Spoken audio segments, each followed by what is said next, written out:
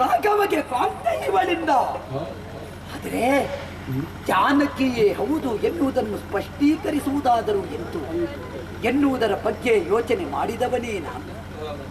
ಈ ವೇಳೆಯಲ್ಲಿ ಇಂತಹ ಇವನು ಈ ರೀತಿ ಮಾಡಿದ್ದಾನೆಂತಾದರೆ ಇವನನ್ನು ಕುಟ್ಟಿ ಕೆಡಹುವುದೇ ಸತ್ಯ. ಒಂದು ವೇಳೆ ನಾವು ಪ್ರಯತ್ನದಿಂದ ಈ ಕೆಲಸದಲ್ಲಿ ಮುಂದುವರಿದೆವು ಅಂತಾದ್ರೆ ಜಯಕ್ಕೊಂದು ಫಲವುಂಟೆ, ಮೌಲ್ಯವುಂಟೆ. ಸೀತಾದೇವಿ ಹಾಗೆ ಮಾಡುವುದಕ್ಕೆ ಸಾಧ್ಯವೇ? ನಾವು ಪೂದೆ ಶ್ರೀರಾಮಚಂದ್ರ ಹೇಳಿದಂತಹ ಕುರುಹುಗಳು ಅದು ಉಂಟು ಅಂತ ನೋಡುವುದು ಬೇಡವೇ?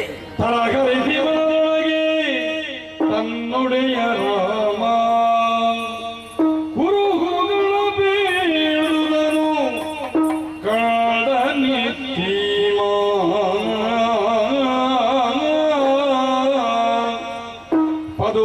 ಪದುಮರೇಖೆಗಳಿಲ್ಲ ಪಾದದಲ್ಲಿ ಮೂದೆ ವಿಧವು ತೋರುತ್ತಿದೆ ಎಡತಲೆಯ ಹಿಂದೆ